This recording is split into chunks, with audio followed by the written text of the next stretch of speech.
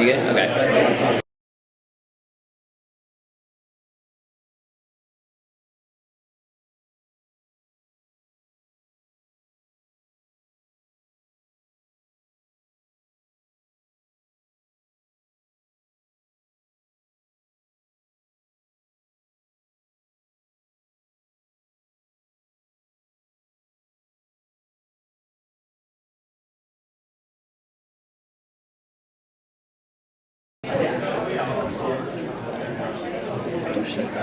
On that camera, look at external and also internal. Other way, internal, external. It's on internal.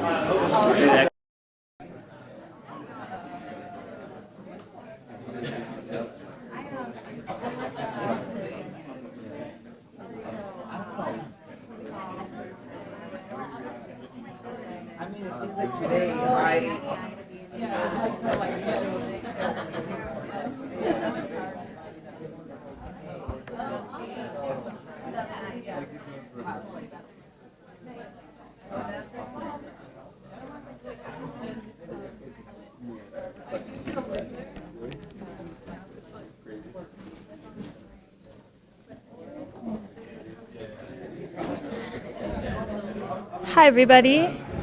Are we on?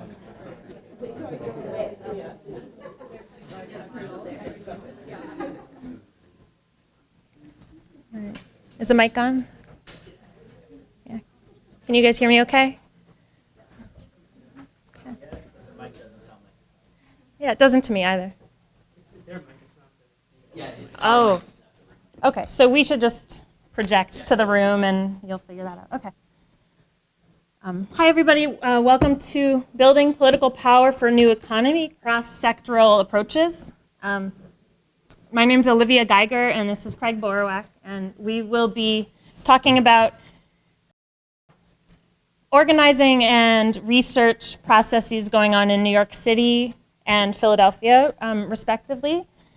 And the focus is, it's called Building Political Power. It's also about building economic power.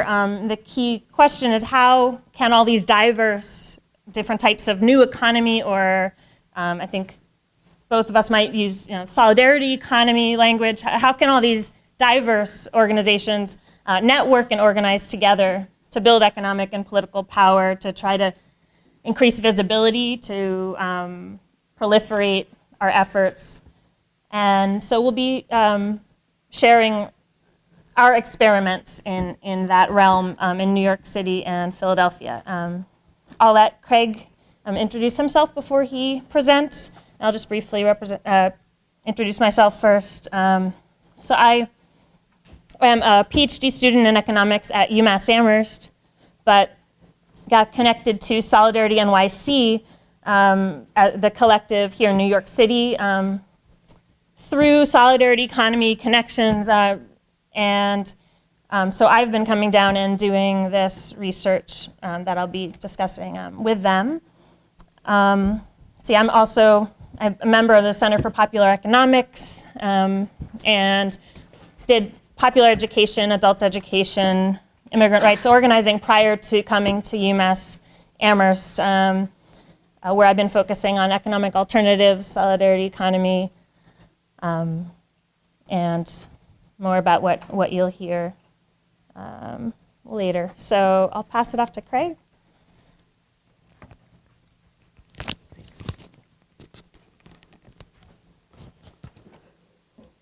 So I'm Craig Borowiak. I'm a professor of political science at Haverford College. I have a background in globalization studies and Yep. Is it on? Yes. So I come from, my background is in the politics of globalization.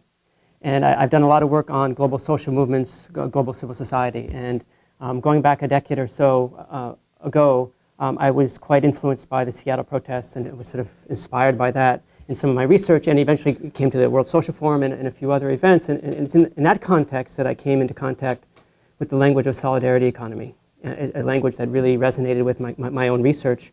I'll talk a little bit about solidarity economy. I think the terminology is not so important at this point, but the idea of looking for alternatives economic alternatives and trying to cultivate them. And so that's the basis of my current research agenda, in which I'm quite immersed internationally and locally. I've been leading a research project in Philadelphia, trying to document, conduct economic surveys, and map using some sophisticated mapping software, different alternative new economy, solidarity economy entities in Philadelphia. And so that's really my background. And so let me just jump right into the actual presentation. All right, so I thought I would start by providing a little macro context, very briefly, very briefly, and a historical context. In that we are all, in one way or another, inheritors of a hegemonic system, a system characterized by a hegemony that on the one hand, lauds the ascendance of capitalist model of production and exchange, and on the other hand, denies alternatives.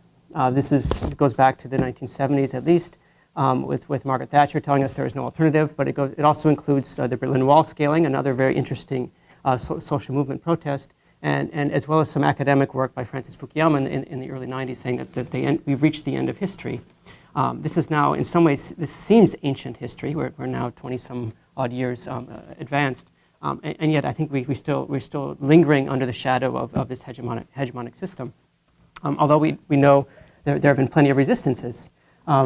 Going to 1999 Seattle protests against the World Trade Organization and the global justice movement that spawned, the World Social Forums declaring another world is possible, and then skipping ahead a decade to Occupy Wall Street, Occupy Philadelphia. I just took my city in there. And even to the recent protests in Istanbul, the Gezi protests. And I think there are many other sort of sites of social mobilization we could clearly identify as resisting this hegemonic economic paradigm and worldview. I think those are important. But the idea of another world being possible, which was prophetic and powerful when it was first declared in 2001 World Social Forum over a decade ago, the burden, once you declare it once, which is a burden, an insistence that we refuse to accept a world where there are no alternatives. You can make that insistence once or twice or three times, but eventually you start to have to sort of populate the world with alternatives. You have to identify the alternatives, and that's where I'm going right now. So what are the alternatives to this hegemonic system of capitalism? So let me go to Philadelphia, bring it local, identifying diverse economic practices. One thing I think we need to do is learn to see differently. That maybe if we're looking for an alternative, we don't have to construct a hegemonic monolithic alternative. We can actually find alternatives. Maybe what we need to do is see alternatives that already exist in our midst and identifying them as alternatives and find ways to connect them with others. Making them visible quite literally, as well as more metaphorically in the sense of making them visible to our mind through the fog of ideology. So just these are all images from Philadelphia. These are community-supported agriculture, both the urban ones and some rural ones just outside of Philadelphia. Community land trusts. I don't know how many of these things are being talked about at other panels, but a community land trust is the idea that we as a community can take ownership of the land. And on that land, what takes place on that land is going to be somehow dictated by our agenda, not by the market. So we can maintain easy access to housing there, or affordable housing. We can preserve it for posterity as conservation efforts. We can turn it into community gardens. The point is that the community owns the land, and it's not going to be easily sold to the highest bidder. Community gardens, again, up here in Philadelphia. This is something that's distinct about Philadelphia. The food movement and the community garden movement is really flourishing. Food cooperatives are also very strong in Philadelphia. So getting images, projecting these images, learning to see these and identify them as alternatives. Local currency, there's at least one local currency, alternative community currency, called Philadelphia Equal Dollars. Community development corporations, the Enterprise Center in Philadelphia, which was just launched about 8 months ago, I think. They have a community kitchen where progressive entrepreneurs are coming and pulling together the resources in a kitchen. a shared kitchen. Project Home tries to provide sustainable living opportunities for people who are impoverished in North Philadelphia. I have here that they host community meals to make sure people have food. They organize local protests. And the image here, the man, they're shaking the hand of Chaka Fattah. I don't know if any of you have heard of Chaka Fattah. Chaka Fattah is my U.S. representative in Philadelphia. He is the sponsor of House Bill, I forget the number, I think I have it up here a little bit later, the Creating Jobs Through Cooperatives House bill before the U.S. House of Representatives right now.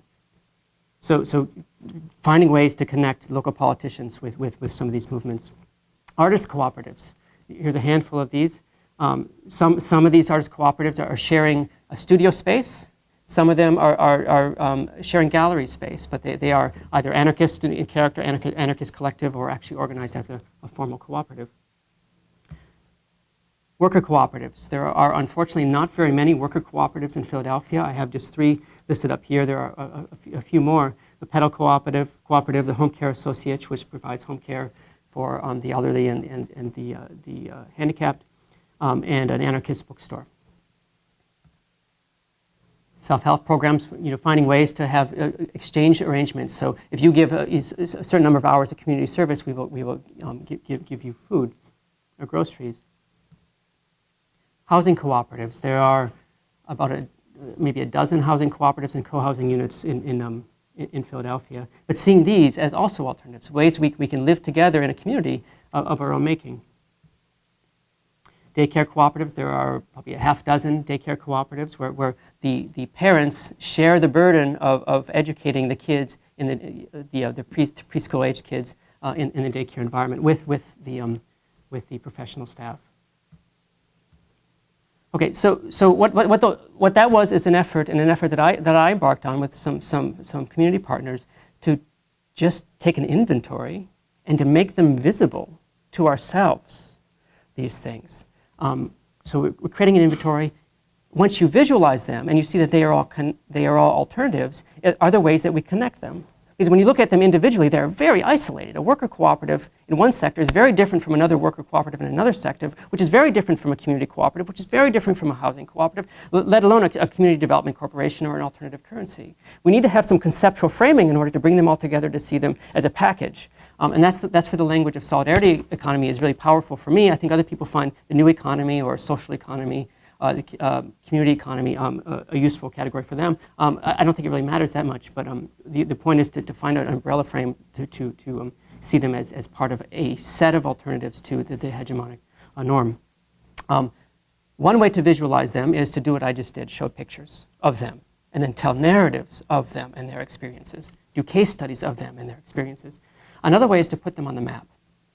So this is something I started about 10 years ago, 2009, 2010, put them on the map. So all of those entities that you just saw, and probably another 100, we got their location, the geographic location, the coordinates, and it put them on the map. The one on the right, you can click on these different buttons, and the buttons will just highlight just the community cooperatives, or just the food cooperatives, or just the housing cooperatives. The one on the left is using Google Earth. So when I first did this in 2010, it was one of the first efforts to do this, maybe not the first, but one of the first efforts to do this kind of thing on solidarity economy things in the country. But a lot of others have emerged. And one thing that's really important is that we need to learn from other experiences, other initiatives. And so here, other mapping initiatives. Here's a bunch of mapping initiatives that have taken place, concurrent with mine, after mine, maybe some of them before mine. You have the Brazilians. The Brazilians are light years ahead of us in terms of creating a mapping platform for mapping the solidarity economy, where you can search. They're creating markets out of this. They have a secretary or on a national level for the solidarity economy. The Italians are also well advanced. They have a different technology, different operationalization, different definitions, but they're also doing the same thing in Spain. So those are some international examples. There are others. On the far right, you have some very local examples. Here on the East Coast, you have Worcester, Massachusetts, which used one model. You have the Jersey Shore, which was developed basically around the same time I was doing mine. in Boston. And then in the middle, you have some slightly different paradigms. You have the Data Commons initiative, which is really quite advanced in sort of integrating different data sets into a mapping project. You have SolidarityNYC, which I'm sure Olivia could talk about. And the New Economics Institute has its own mapping initiative. So we are learning from one another. And I think it's really important to acknowledge the fact that this learning is taking place and trying to find ways to develop these things. I think this mapping is very important. It's very important to enabling consumers to find these entities, enabling these entities to find these other entities, to enable consumer side things to find supply chains so they can build connections. This is what is required for the next step of solidarity building, of building the alternative. It's not just identifying the diverse economies in our midst and labeling them alternatives, it's finding ways to hook them together so that they can feed one another into something that's much more powerful. Okay, learning from other initiatives, we can also learn from other organizing methods and networking models. So the most prominent one, many of you, if not all of you, have heard of, are the Mondragon cooperatives in Spain, in the Basque region of Spain. The Mondragon cooperatives go back to the early 50s with a small cooperative creating small stoves in the wake of World War II. They have developed into a massive complex of worker cooperatives nested together. They have over 250 companies. They have over 80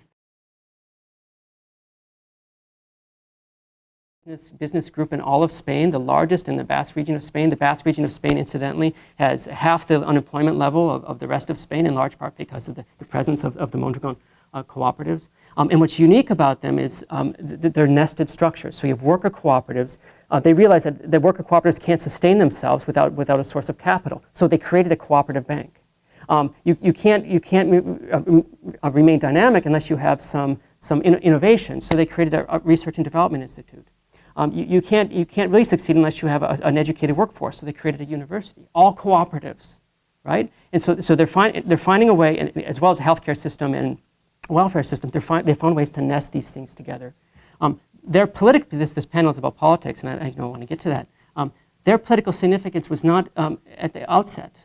They were not politically significant. In fact, they were marginalized within the broader Spain. They became powerful economically, and only after they became powerful economically did their political influence really start to be felt. Now they can talk to their government and make changes to their policy, and that's exactly what they've done with regard to, say, their banking institutions and their grocery institutions. I'm not going to linger over this. This is just the structure of so you have all these companies that are linked together through a larger Mondragon corporation, and it's all cooperatively run. This image, this is their model. I think these kinds of images are really important. I know businesses, mainstream businesses like these kind of things. You have to be able to visualize the ideas behind a company. Here, at the center of this, you have the people at the center. One of the hallmarks of the Mondragon cooperatives is instead of treating labor as a factor of production for the generation of profit, how can we think of profit as a vehicle to generate labor, to generate jobs for people? So they're inverting the traditional dynamic. And here they have this model, this sort of an industrial model of a wheel where the cooperative principles run across all dimensions, and then you have some other factors. I would like to see this done in Philadelphia. I would like to see this done in a lot of different contexts where there's something that people can, a label, an icon that becomes recognizable and captures some of the solidaristic spirit that many of us want. Okay, so learning from Mondragon. Mondragon, incidentally, is a place that many other examples have gone to. People from Wisconsin, the Mad Works sort of cooperative network there, they've gone to Mondragon to visit it. The Arizamendi Bakery cooperatives in San Francisco have gone. In fact, Arizamendi was the founder of Mondragon. They have gone to Mondragon to learn from it. The Cleveland Evergreen model, they started by going to Mondragon and learning about Mondragon. But moving from Mondragon, another set of examples we can, in terms of mobilizing some of these energies, are worker cooperative networks. There are many worker cooperative networks in the country. I've just listed I guess five of them. The Mad Work Cooperative in Madison, Wisconsin. There are a lot of worker cooperatives in Madison, and they're finding ways to create a cooperative of cooperatives. The NOBOC, the Network of Bay Area Worker Cooperatives, similarly cooperative of worker cooperatives. The Valley Alliance for Worker Cooperatives in Massachusetts, also the Pioneer Valley, also a network of worker cooperatives. And then there's one in New York City I don't know much about, and there's one in Portland that is perhaps defunct, I'm not sure. But again, networking amongst worker cooperatives. From my perspective, this is somewhat limiting because it's only worker cooperatives. And if you remember that all the images I showed, I'm trying to build solidarity amongst all of these varieties of alternatives. It's important for worker cooperatives to work together. There's some reasons why we might want to praise them, especially because it's workplace democracy. But in order to build alliances across different sectors, I think we have to move beyond just that framework. There are at least a couple initiatives that have formed to create alliances between worker cooperatives in particular, or cooperatives in general, and the union structures. Unions are this. The role of the unions in the new economy is unclear. And yet we know that a lot of our concern is with the working classes. How can we mobilize the political power, the class power of the working classes? The Mondragon has this much lauded alliance with the United Steelworkers to build a cooperative union hybrid in the Pittsburgh area. It's not moving anywhere fast. It's sort of been on the books for a long time. We're waiting for it to happen. I hope it does. One that is taking place is in Cincinnati. They've created an initiative with the unions and the cooperatives to build a few firms there. That's launching this year. And then there are cross initiatives, which includes the one I'm going to talk about in just a minute, which is the Philadelphia Area Cooperative Alliance. But there are a few. When we started building the Philadelphia Area Cooperative Alliance, we thought we were one. We thought we were the only cross-sectoral alliance out there. In fact, we said, oh, Cleveland has its model. We're going to have the Evergreen model. We're going to have the Philadelphia model, and that's going to be the Cross-Sectoral Alliance. Well, in fact, there are several other cross-sectoral cooperative alliance, and part of the process of building solidarity, building political influence, is to identify them and learn from them. So here I have just a few. There's one in Minnesota. There's one in Austin, Texas. One in New York. One in the Northwest. One in Seattle. Boston area, Western Mass, Portland.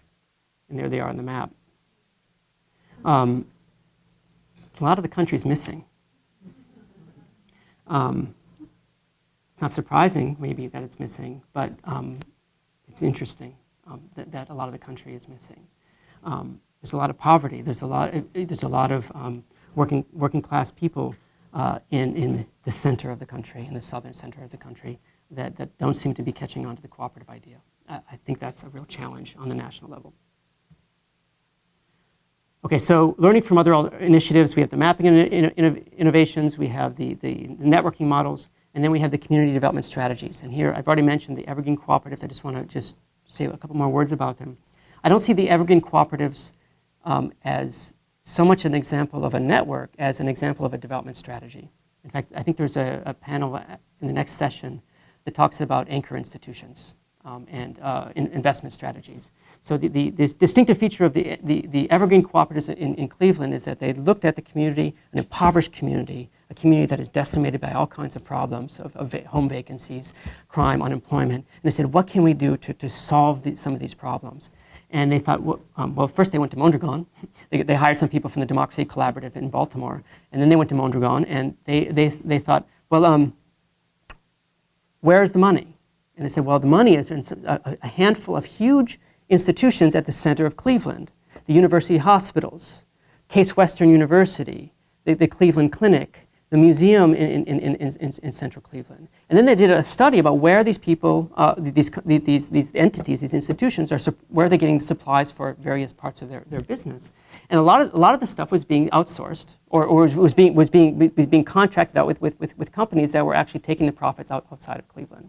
And so what could they do? The idea was to build a local business, a local workforce where the money would not leave Cleveland but would actually stay inside of Cleveland.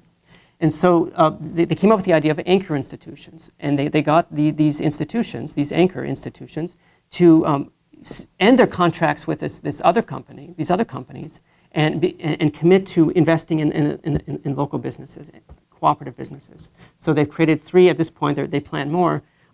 They created a laundry, because all these big anchor institutions need a laundry. They created energy, a solar panel company to produce energy, solar panel energy. for these anchor institutions, and they're creating a greenhouse institutions. At the heart of this was the Cleveland Foundation, which has about $1.8 billion in endowment. That's a lot of money to have to throw around. These anchor institutions themselves have up to $1 billion, maybe $300 million or so in revenue coming in, and I think they've generated about $6 million to get some of these things on the ground. So the model, look at the anchors in your city and try to find ways to mobilize those to generate cooperative jobs. That's just a map of the yellow are the anchor institutions, and the surrounding, all the colored spots are vacant houses. Okay, Philadelphia, finally. The Philadelphia Area Cooperative Alliance. Philadelphia isn't like Cleveland. Philadelphia has an industrial past. It's deindustrializing, that's the similar, but there are a lot of other things that are different. We have a long history with cooperatives. We arguably have one of the first cooperatives back in the 1700s. But we don't have very many worker cooperatives. We have a very dynamic, however, credit union sector and a very dynamic food cooperative sector. And a lot of the leadership has been coming out of those sectors. We are a very intensely racially divided city. Huge swaths of the city are 80+% white or 80+% black. And I'll show at least one map up here. You can see some of the divides. And it's a city where you have extensive urban blight, but you have all kinds of extensive energies, community energies trying to build. And so part of the struggle has been able to mobilize the energies without coming across that blight in a way that just decimates the enthusiasm. This is just a statement of the PACA's vision, a vibrant and growing network of cooperative enterprises across sectors that operate to build a better world, providing essential services, strengthening democratic organization, creating quality jobs, etc. Some timeline. It's happened pretty quickly. In 2011, we founded, January 2012, we founded the Philadelphia Area Cooperative Alliance, and this is 10 people decided, let's create an alliance of cooperatives. We have some people who are in food co-ops, we have a couple of energy cooperative, one worker cooperative, some housing co-ops. They said, let's come together and let's start to meet to talk about building the economy. They created some meetings, they kept on having meetings, and they started to plan. It's as simple as that.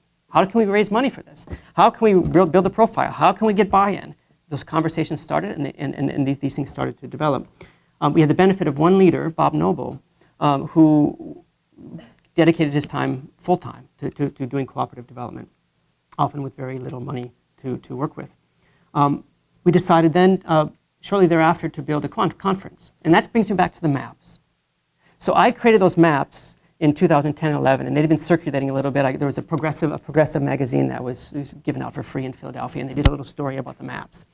Someone at the Commerce Department who was friendly to cooperatives saw this and communicated with the newly forming Philadelphia Area Cooperative Alliance and said, hey, what's going on here? And so they contacted me, and at the same time they were contacting Drexel University. So how can we build a profile? Well, there's a Center for Cooperatives in Madison, Wisconsin. Well, what if we do a comparison with Madison, Wisconsin and Philadelphia? Because we can bring all those experts from Wisconsin into Philadelphia to teach us about their experience. So we created a conference. We had, 500, 800 people attend the conference. We had politicians, the mayor of Madison. We had a representative from the mayor of Philadelphia. We had Chaka Fattah show up at this thing. And we're now creating an edited volume based upon the case studies. Very interesting, hopefully productive, well, I know productive in some ways, alliance between universities and the practitioners.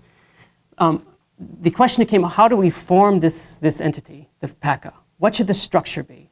Should this self-selected group of 10 people or so decide the structure? And we decided, no, we want buy-in, and so we said we create a summit. We'll create a big summit in November, and we'll invite everyone who does some cooperative work to come to the summit, and they will decide what the structure and who the board of directors would be. And that's what happened. We had a big summit last November, and they elected basically a board of directors to PACA, even before it had been incorporated. I think that was really important for buy-in, for building the community awareness of the entity of PACA. We also did some history. We looked back in the history of the political history of Philadelphia, and we found that in 1985 there was a statute written and accepted by the city council that explicitly recognized cooperatives as an important part of the sector. Current city council men and women and say, look, this is from 1985, and of course they say, well, that's a long time ago, but it still gave us a leverage point to be able to enter a conversation with them. And then along with Chaka Fatah's House bill, we were able to go to the local people, the local politicians, and start to demand some awareness. This past spring, or winter, January, February, we launched an impact study, an economic impact study, where we're sending a survey to all cooperatives in the region, asking them about their revenue, their workforce, employment practices, their values, so that we can generate some numbers. Politicians want numbers. If we're talking about conventional politics, people want numbers. They want to be able to say this many jobs are provided by the cooperative sector. This much revenue is brought in by the economic or the cooperative sector. So that's useful for making the political move. It's also important for building awareness amongst the public. Like, look at how many jobs. This is a job builder. What happens when we get the numbers that show that compared to conventional businesses, cooperatives actually outlast conventional businesses? There's a lot of failing cooperatives, but they're more, the percentage-wise, there's a higher number of failing conventional businesses. These kinds of numbers are really potent and really important to generate. We incorporated in February as a nonprofit cooperative corporation. It's an idiosyncratic Pennsylvania category. We created a bunch of happy hours to bring the local community members to talk about it. We have some founding members to buy in. We created some bylaws just this past month and some structures. There's the steering committee. Happy.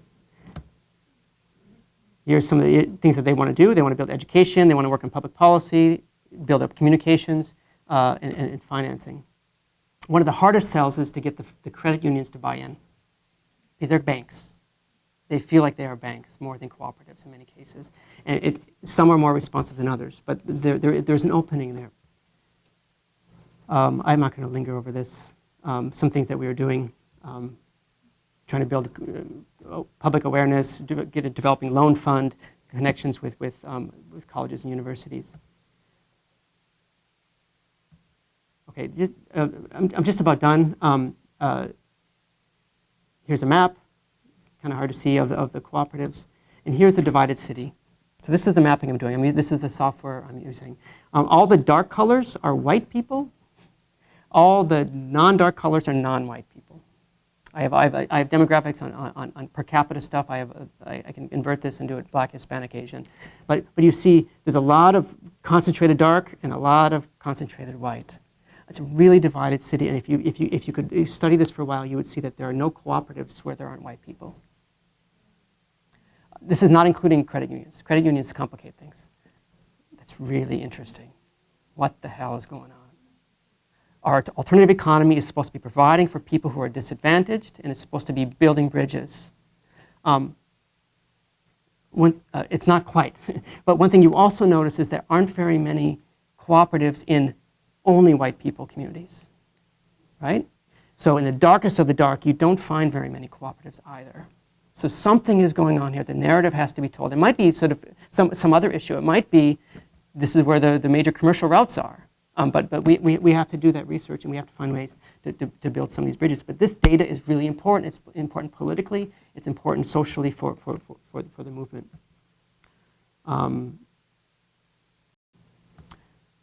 Maybe just to summarize, and that's it.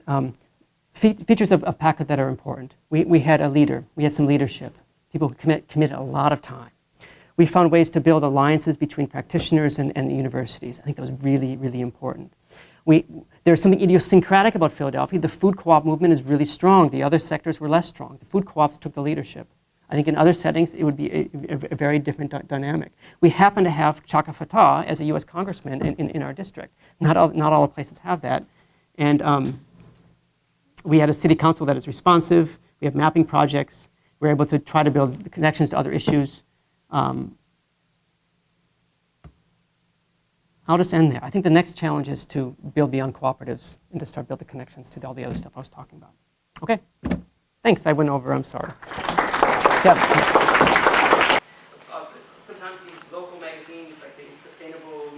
Sustainable Philadelphia magazine will have a bunch of advertisements in the back of cooperatives. And it's just hard work, and sometimes just going in the street. You know, go to the neighborhood where they're at and ask. Okay.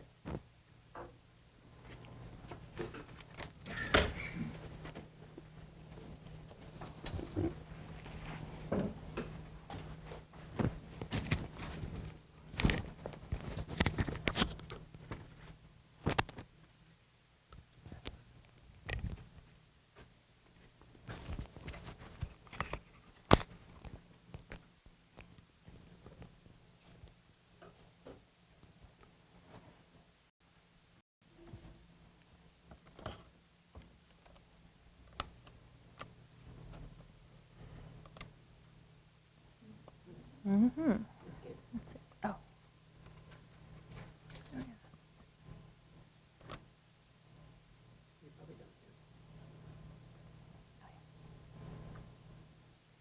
There we go.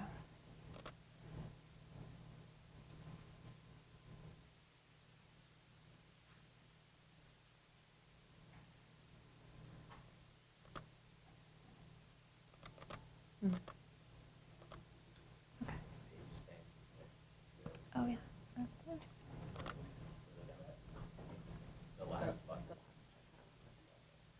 Oh, yeah. Thank you.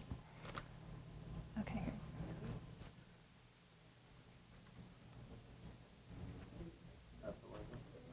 That's good? Yeah.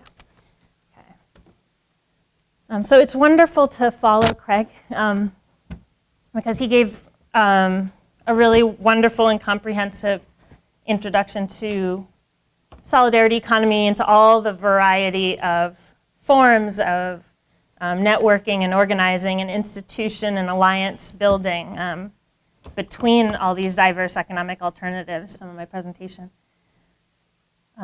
So, as I said before, I've been collaborating with SolidarityNYC.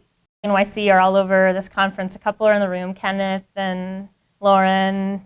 And we've been working with Maliha as well. So hopefully they'll jump in again later and answer some of your, maybe they'll answer some of your questions later, or add anything I missed.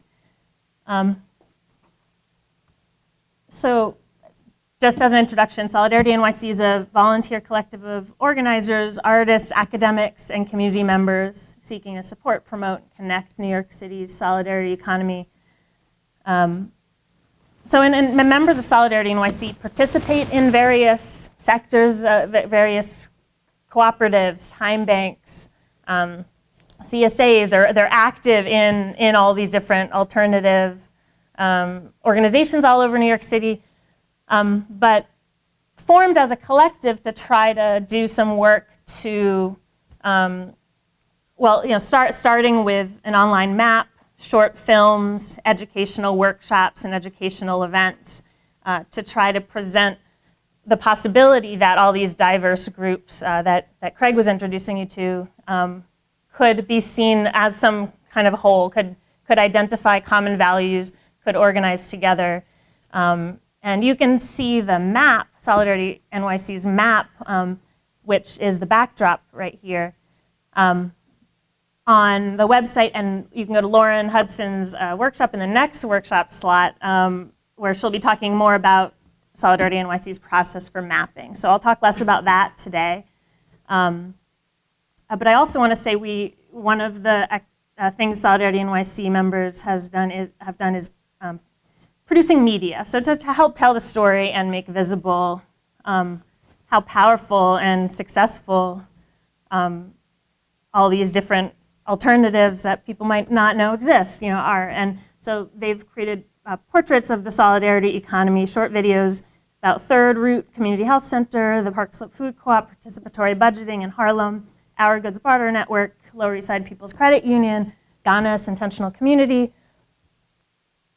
So let's see. So I won't spend long on this. This is, just some of the principles that connect all these diverse activities that we can group together under the term solidarity economics or new economy or cooperative economy, and that the naming is difficult. And so like Craig, I don't feel too strongly about one naming or another. The point for me is let's recognize that there's commonality and there's a lot of potential for collaboration. But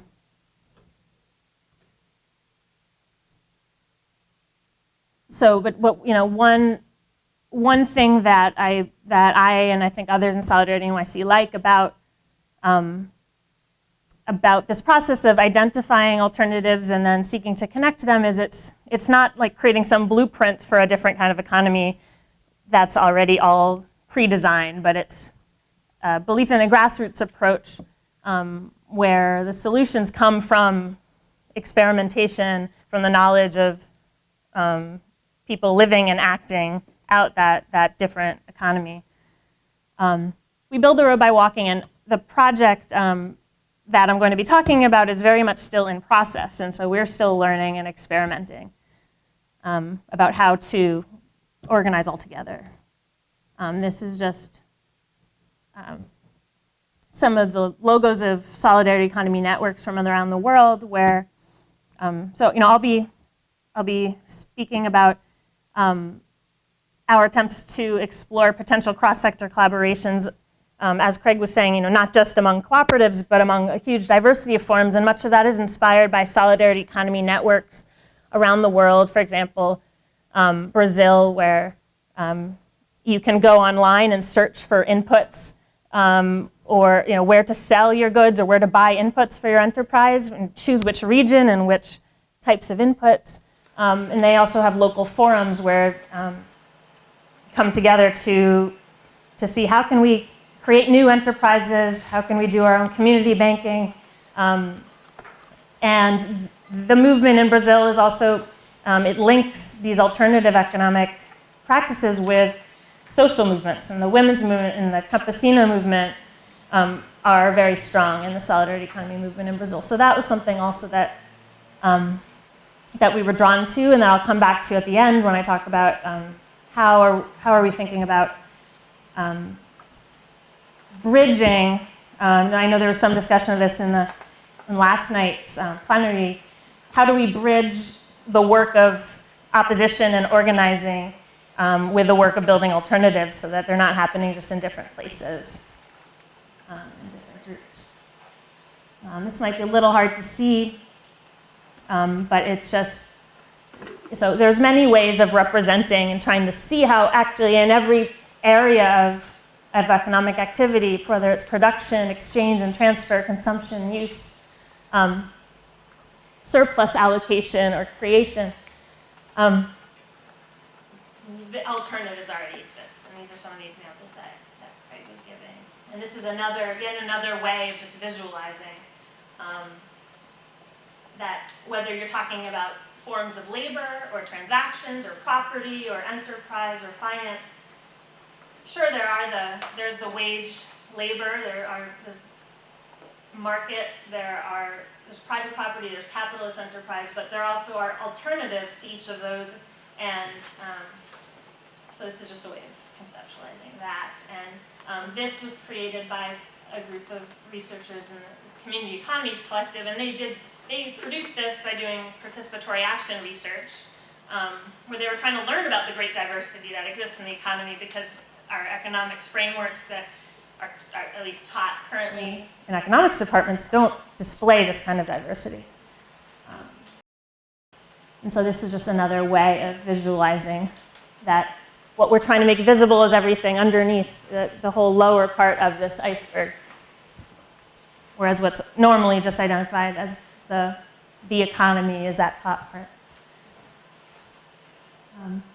Okay, so what I'll focus on is talking about what we call the Deep Listening and Movement Building Project, a project of SolidarityNYC, and this Growing a Resilient City, Possibilities for Collaboration, New York City Solidarity Economy, that's on almost every slide. That was our report cover. So much of what I'll say is elaborated on more in a report that you can find on SolidarityNYC's website.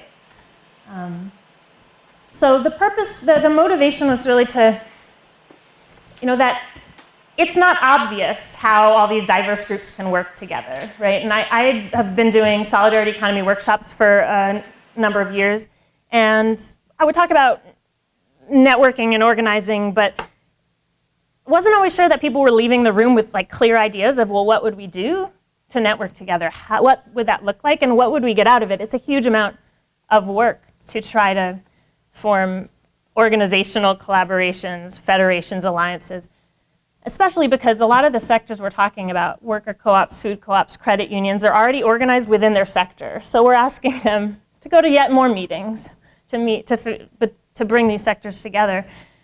So we thought, well, we really needed to have somehow a longer process where there's more dialogue and listening and exploration together. So SolidarityNYC actually started this project before I joined up with them, and they did more than about 38 interviews in all of these different sectors. So these are all the sectors that Craig was mentioning, and I won't bore you by reading it all. But the idea was to choose a handful in each one, to try to get a sense of, so asking questions about how are you most successful as an organization? What is your mission? What are the values that drive your work? How do you collaborate already with other organizations? Showing them some of the diagram, the circle, and saying, do you already work with other groups that you see on this diagram, or how do you? Or how might you? And sometimes that was a little bit of like prodding, or oh well, do you buy things from other cooperatives or from the CSAs or from what have you? So trying to tease out is there potential for more collaboration? And so what we learned is people are already working quite a bit together, sharing skills and resources, supporting each other's work. Although many are also working more in silos or just working within their sector. But many of the organizations were also facing very common challenges. And so some of those were like lack of funding or need for technical assistance like business planning or feasibility studies, lack of infrastructure, especially this is in New York City, especially space, but also administrative overhead or access to legal experts, and certain legal disadvantages. Now these normally differed from one sector to the other, but we talked to people doing crowdfunding who had limitations in terms of how they could couldn't raise equity for co-ops via crowdfunding online because of the existing regulations. Or credit unions are not technically supposed to lend, are technically only supposed to lend to individuals, so they're not technically supposed to lend to worker cooperatives. So the legal disadvantages or obstacles are things that, although they were very different across sectors, people in the interview said really, well, it would be great if we could build political power together so we could all help each other shift the policy so that we weren't held back in these ways. And one of the biggest areas, a common challenge was people were saying, well, people don't have an understanding of what a cooperative is, or that a credit union is a cooperative, what the real distinctions are, what the value is. There's a lack of awareness. So even though, because one of the questions we asked is what keeps your organization or organizations like yours from getting started or from growing bigger or from being, So all of this pointed to, so we had 38 interviews, each were an hour, hour and a half, sometimes even 2 hours. The collective out some key themes, and so we organized it for the purpose of the report, and to really powerful to have strategies to work together to shift the consciousness and increase awareness of all of these other economies that already exist. And so to work together on doing outreach, education, communications, marketing. There's this concept of umbrella marketing. And so that was what came up in almost every interview. Strengthening our organization, so whether it was ideas for creating or strengthening financial sources, whether that be ways of channeling and organizing and mobilizing individual investors, or joining, doing drives for people to join credit unions and to change the regulations in credit unions so credit unions could make even more money available for loans or for startup. Or many, many ideas for creative ways to share labor and to meet some of their needs for more specialized services. Organizations can be members of time banks as well as individuals. And a time bank is the idea of you, rather than exchanging money for services, you earn an hour of credit for, or however many hours for the service that you're providing. And then you can cash in that, or not you can use that credit for whatever other service you want, not from the same person. So it doesn't have to be a one-to-one exchange. You can find some other skill that someone else has, or some other organization has. Ideas for collaborating on admin and overhead, and even ideas for a shared phone number, or shared getting together to do referrals or to help people find these organizations, because SolidarityNYC members were finding that they were getting a lot of requests, like in questions, well, what's happening in the food co-ops, or which credit union should I join? And that, there's some kind of central clearinghouse, or some kinds of, there are many ideas for online directories of all kinds, both for internally to figure out how to buy more goods from each other and how to identify each other, but also externally for people to be able to find all these, so that the map serves that purpose. But even one step beyond that, a clearinghouse for technical assistance, for workshops and things like that, for events. So that's the capacity building and training being the last piece. So I'm going to try to wrap up in a few minutes here. Building economic power.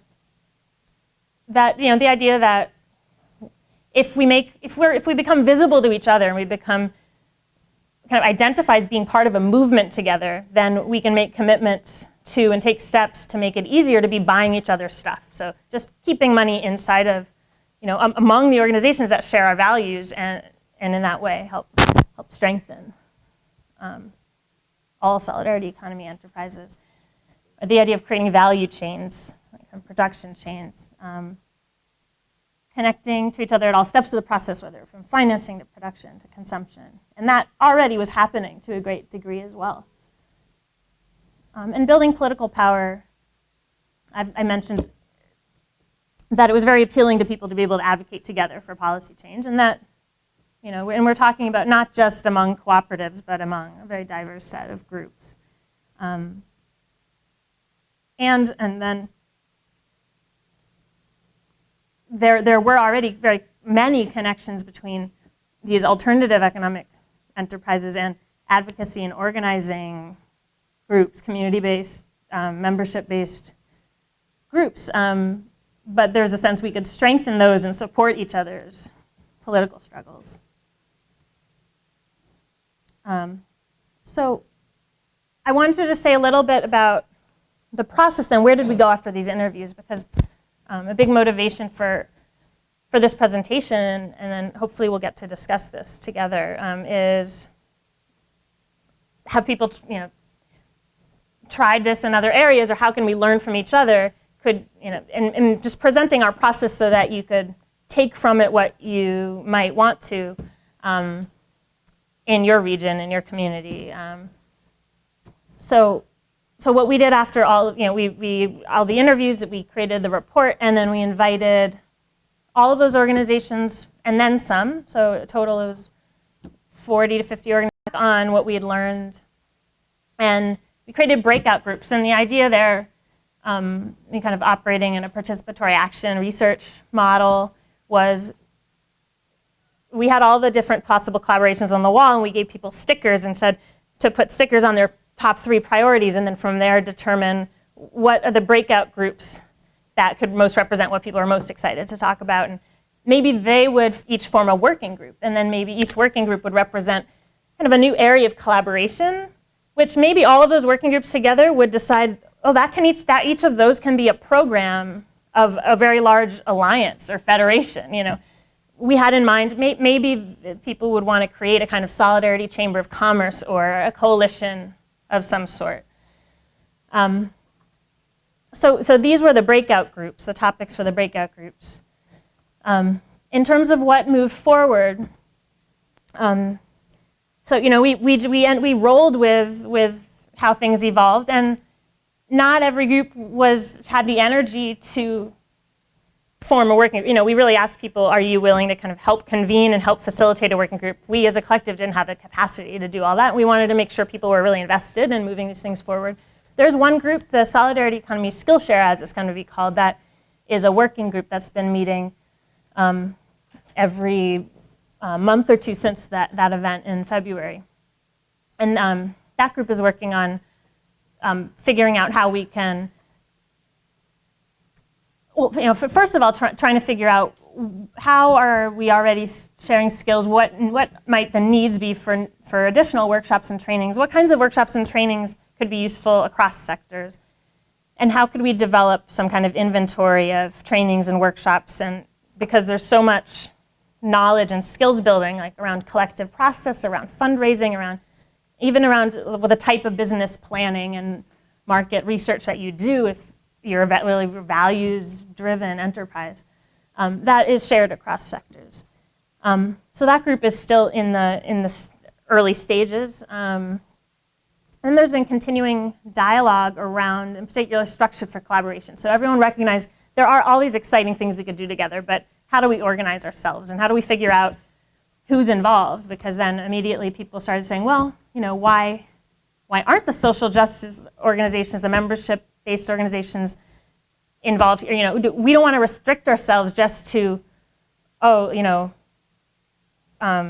economic enterprises narrowly defined. We don't want to just bring together cooperatives, credit unions, CSAs, or so on. What about organizations that maybe primarily do organizing, but are also interested in building more alternative economic institutions into their work?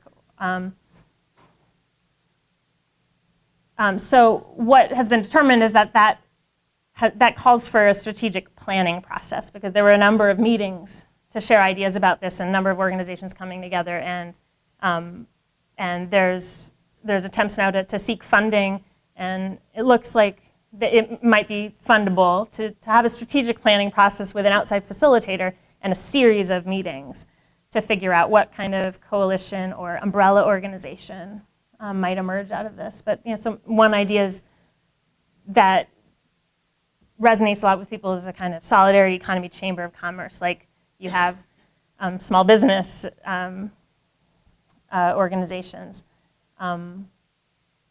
but then there's also this question of, do we want a broader coalition of all different types of even a greater diversity of groups that want to see an alternative economic development paradigm.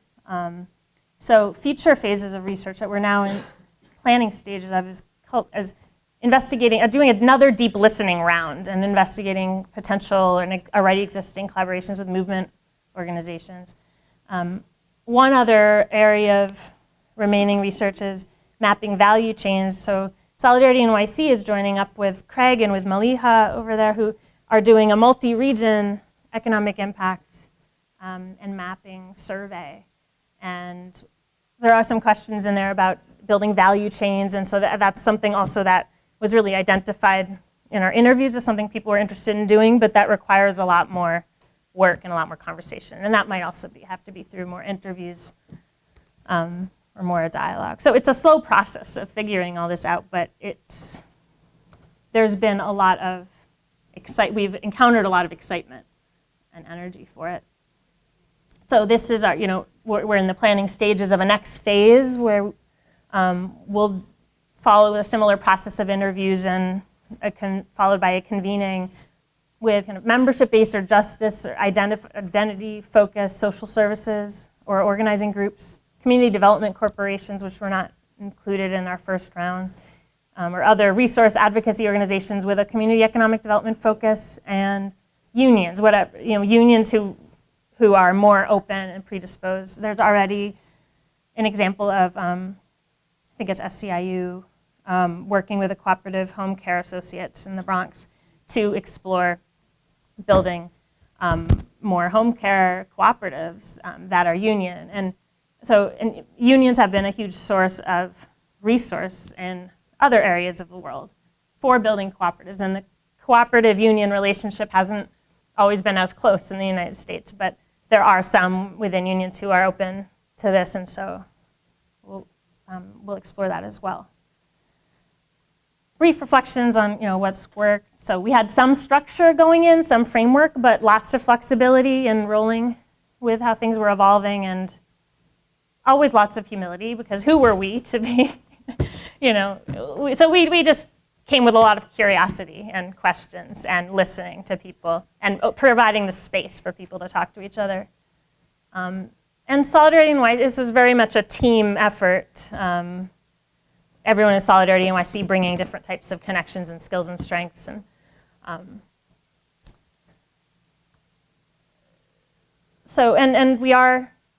we do want to kind of help support or inspire this kind of work in other regions, and learn from what's also happening and exchange with the people doing this kind of experimenting in other regions. So do get in touch, if you want to be in conversation about that. And some thoughts about potential discussion, what we would be fun to discuss up here, but also just any questions or comments that you want to give. So I put up here, what's already going on in your regions, schools, communities in terms of cross-sector collaboration, and what new possibilities you see out of the stories from Philadelphia or New York City, or what challenges or obstacles do you anticipate? But I just want to open it up for questions or comments about any of the presentations.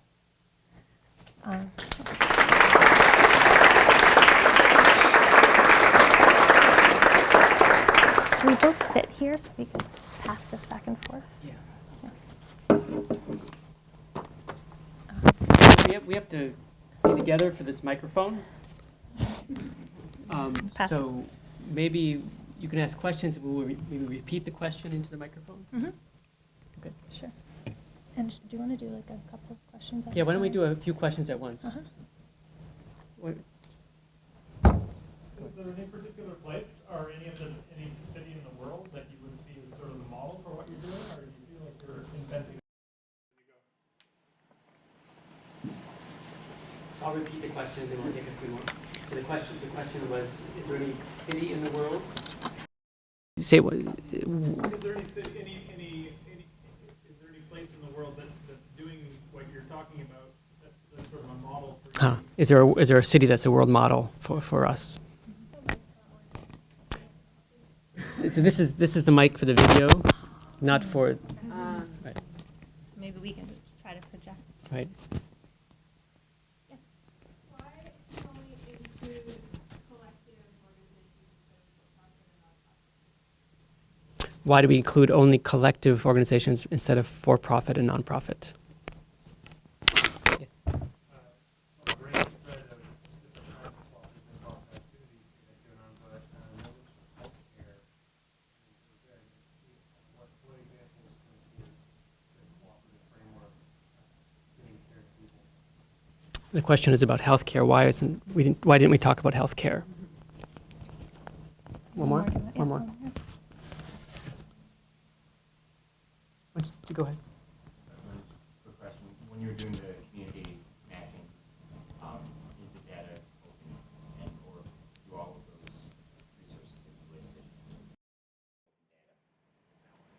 The question is about whether the mapping, the data in the maps is open data, or whether it's proprietary. Yeah, correct. Okay.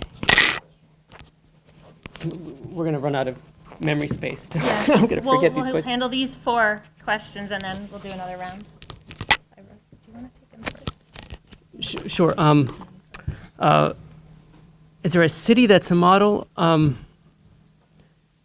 don't think there's a single model. I don't think there's a single city that is a single model for everywhere. Like I mentioned, Cleveland is a model for some things.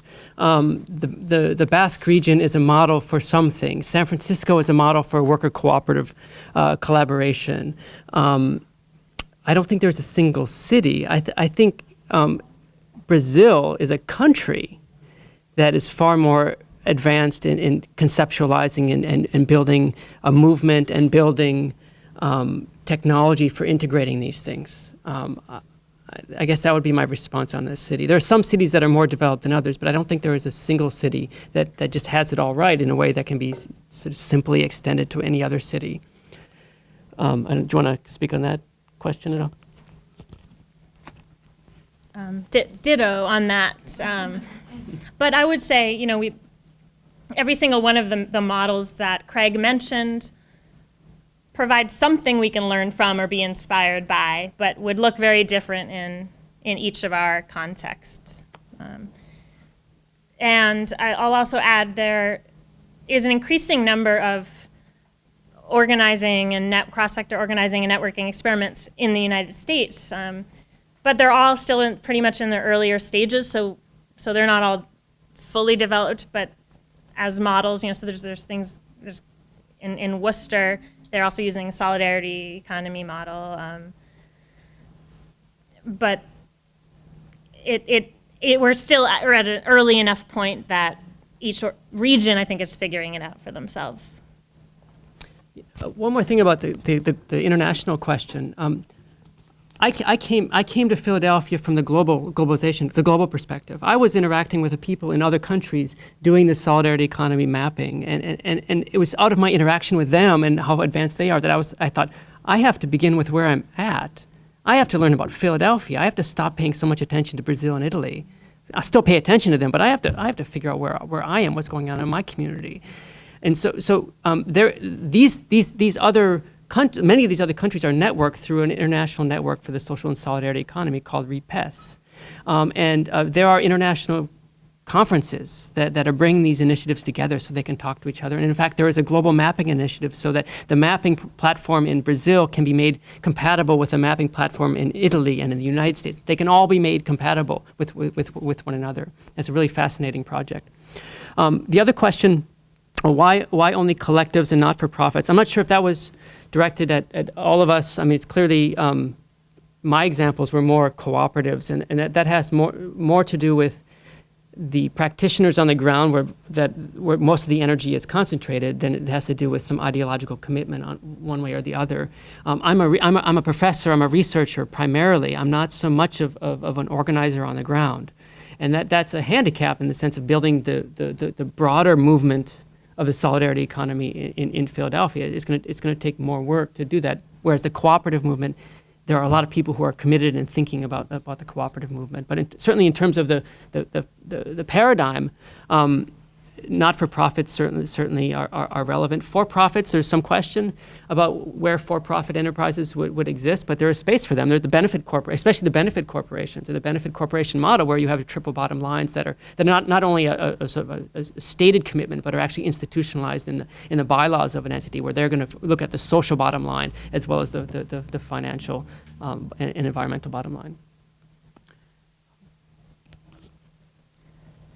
Yes. In SolidarityNYC's next phase of research, those will be almost predominantly nonprofits, and so we did want to explore those nonprofits where certainly there are many different forms of solidarity and cooperation and mutual aid amongst the membership there, and so we wanted to expand our understanding of solidarity economy by exploring what happens inside those nonprofits, but. It's true we haven't been bringing for-profits into the conversation. So a big part of that is from a political commitment to democratically run organizations where the ownership structure is democratic. So so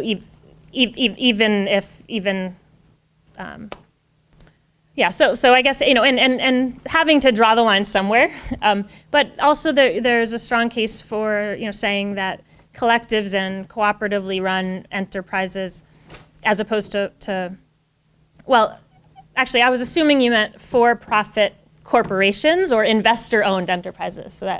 So investor-owned enterprises, as opposed to member-owned or worker-owned enterprises, have just operate in very many different ways. The dynamics of decision-making, ownership, financial structure, and financing are all very different.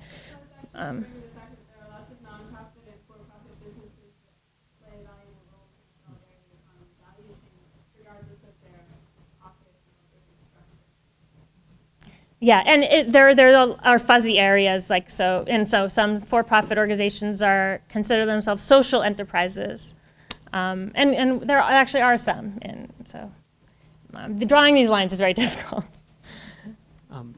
Very, very difficult. I mean, there's a lot of contentious debate about how to define these things. We can certainly see corporations as allies, even if we're not going to count them as explicitly part of the solidarity economy.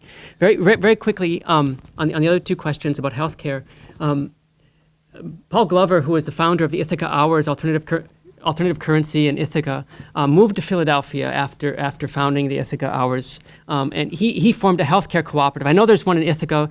He tried to form one in Philadelphia. You remember the healthcare debate? There was all this criticism of Obama, and suddenly the Republicans were praising cooperatives, the big healthcare cooperatives out in Seattle as an alternative to state socialism. And at that moment, they called Paul Glover and wanted to know about his healthcare cooperative as a model. He was being interviewed by all of these news anchors, because he's trying to build one in Philadelphia. They shut it down. The regulators shut down the healthcare cooperative. So in Philadelphia, I don't know what's going on in Ithaca. So that's disheartening. The healthcare associates they deal with healthcare, but it's not sort of on the broader level.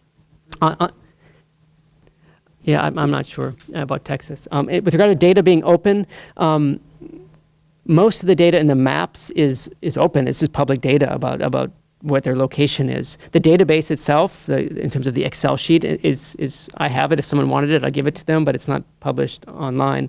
The economic data that we're gathering is not going to be open, because a lot of that is or at least big portions of that is sensitive.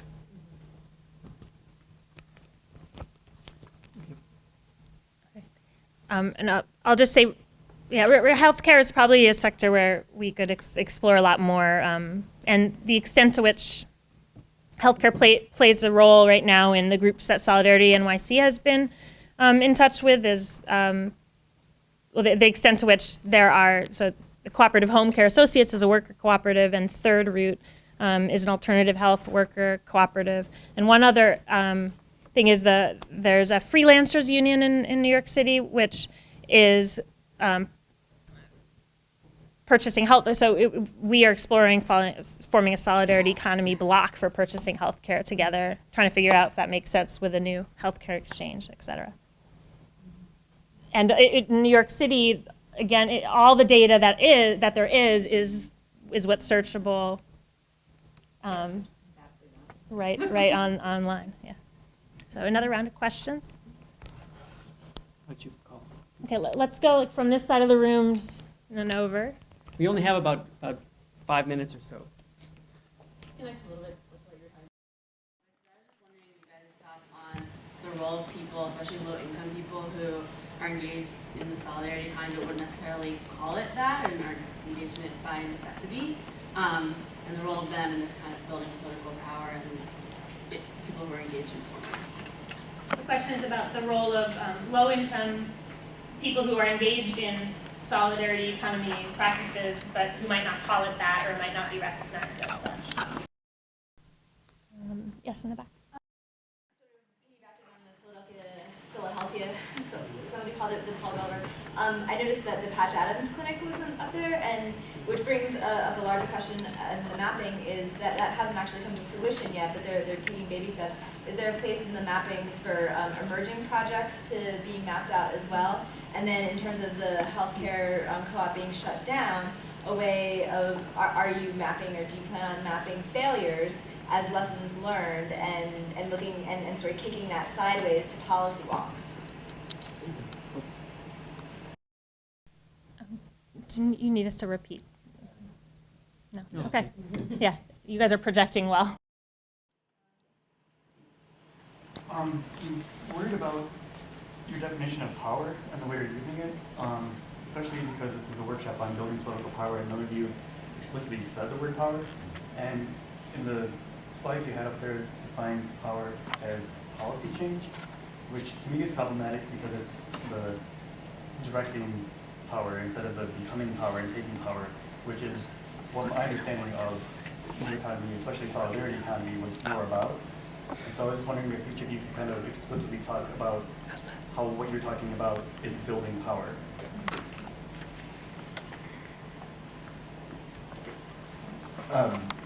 If you had like an army of young people that would help you build a solidarity economy network, what would you have them be doing? Like what's the thing that you're like, oh, I wish we could do this, but we just don't have enough people. Any others on the side? So my question is kind of related to the prior question, but just in the Brazil model with this sort of formalized political position, is there anything, is that sort of a model for the US? Is there anything cautionary about the way it's been formalized politically in Brazil? And you know, what's gained and what's lost by having this National Secretary of Solidarity Economy? I'm just curious if you guys have ever thought about having maybe like more inclusive rhetoric rather than dichotomous rhetoric around something being a part of the solidarity economy or not, and like what things have you considered that are more inclusive and maybe focus on things like the level of democracy within an organization or the whatever value you have that you're trying to put with it. We have 1 minute left for this whole workshop. Is there any question, really burning question on this side? Because we neglected this side. Should we each try to go laser?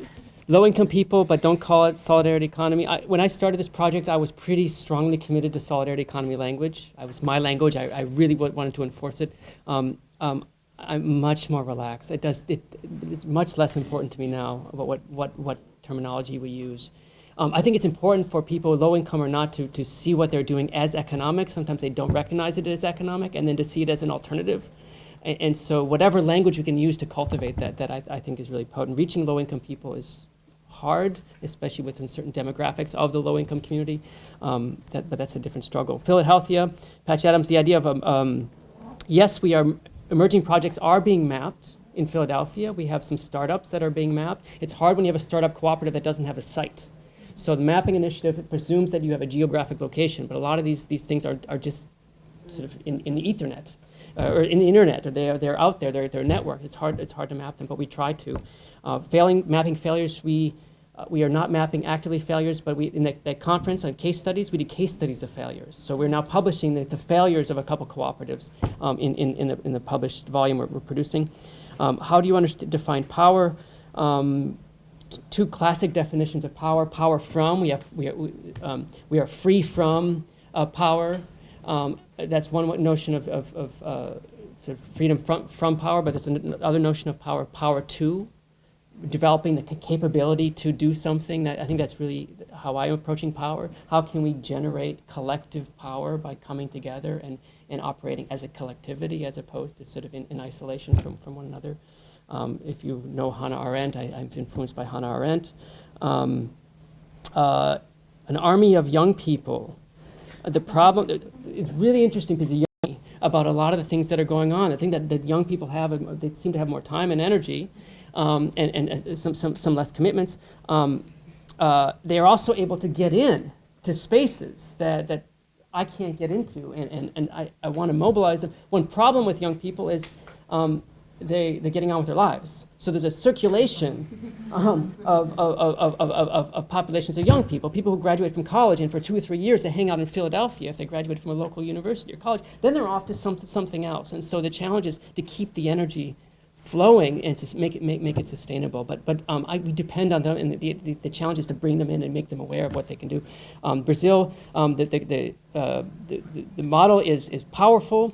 There are some cautionary tales about Brazil. I think there are some trade-offs. They had to sell out some things to be based. The government wants statistics. The government side wants statistics. The movement wants the movement. And the mapping is driven by, the Brazilian mapping has been in part driven by the government as well as by the movement, and there's some compromises, but still they're light years ahead of us. And the rhetoric, yeah, I think being inclusive, at some point, lines have to be drawn at some point. Having some metrics is important to say, okay, you are more solidaristic than others. It's hard to generate those metrics, but they're important. Not laser enough. Right? Oh, that's great. So I'll just add a couple things to what Craig said regarding what solidarity economy practices by low-income people that, well, not calling it solidarity economy. That was a criticism we had of our first phase of research, and our next phase of deep listening will attempt in one way to get at many different types of practices that aren't using that language at all, or that don't identify as alternative economy, but that are taking place in membership-based organizations, community-based organizations. That's still institutionalized. So, we definitely recognize that there's a real danger to only talking about the forms that have an institutional organization.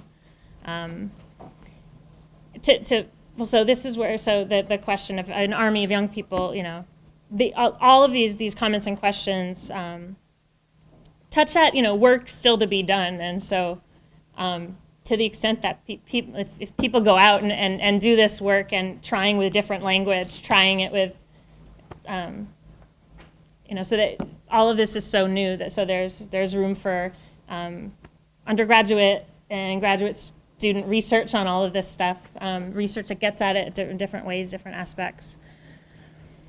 I agree with what Craig said about power, and that so our language might have been a little sloppy there, and it certainly didn't mean building political power to only mean policy, legislative change, but to also mean showing up at each other's direct actions, or just being in solidarity with each other, but also, economic power is political power, or, and there's power to language, and there's power to making visible, and but I'm not a political scientist, and I don't theorize power in a very sophisticated way. And I agree. In Brazil, there are interesting tensions that are, recognized and discussed in it between the more horizontal and the more vertically organized solidarity economy in Brazil. And if you, Ana Margarida Esteves has written and is going to write more, is I think an article coming out about that topic. And also in terms of how people can plug into this, it really varies from one project to the other in terms of just SolidarityNYC, but people can get in touch, and there's always work to be done. Thank you. Thank you, everybody.